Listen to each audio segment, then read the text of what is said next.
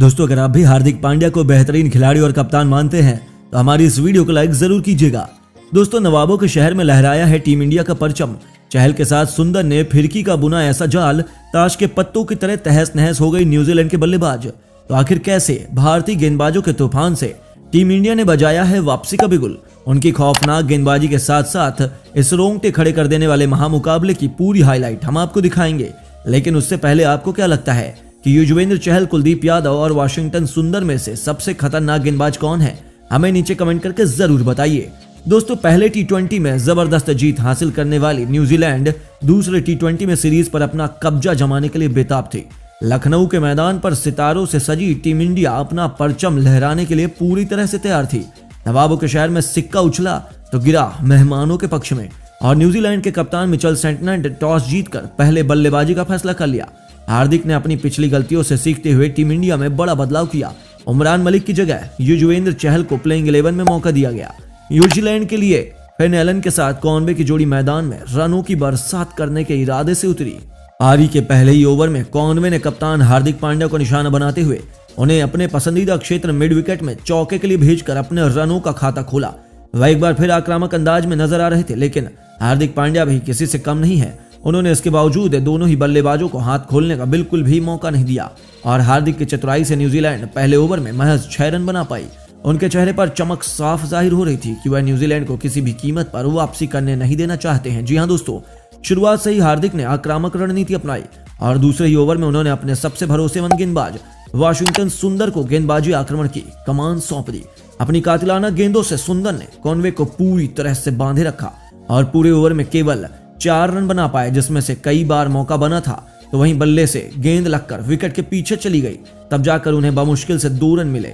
आक्रामक गेंदबाजी का फल यह मिला कि शुरुआती 2 ओवरों में ताबड़तोड़ बल्लेबाजी करने के इरादे से उतरी न्यूजीलैंड के बल्लेबाज महज 10 रन बना पाए और टीम इंडिया ने उन पर दबाव बनाना शुरू कर दिया।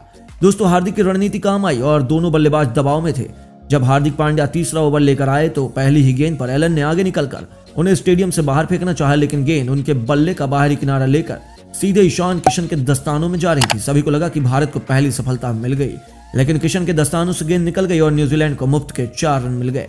किस्मत के धनी एलन बाल बच गए थे और जीवनदान मिलने का यह नतीजा हुआ कि उन्होंने अगली गेंद पर जमीन में अपने घुटने टिकाकर विकेट के पीछे एक और चौका बटोरा और बता दिया यह भारतीय टीम की बहुत बड़ी गलती साबित हो सकती है।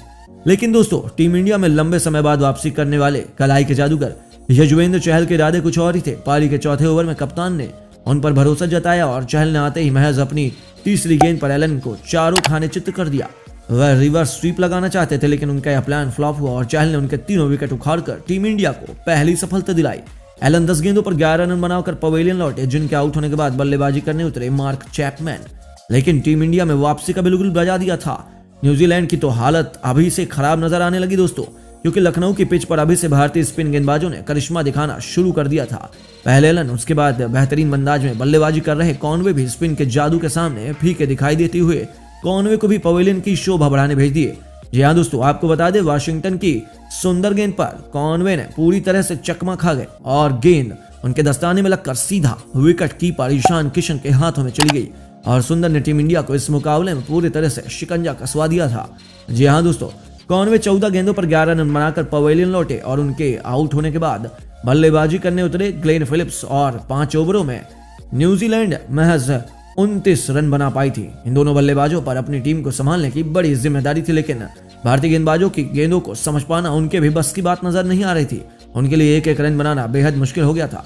6 ओवरों की समाप्ति पर न्यूजीलैंड महज 33 रन बना पाई थी और भारतीय गेंदबाज आग उगल रहे थे, जिसे देखते हुए तो यही लगता है कि न्यूजीलैंड के लिए यहां से पूरे 20 ओवर खेल पाना भी बेहद मुश्किल हो जाएगा और टीम इंडिया बड़ी आसानी से इस मैच में अपना शिकंजा कस लेगी।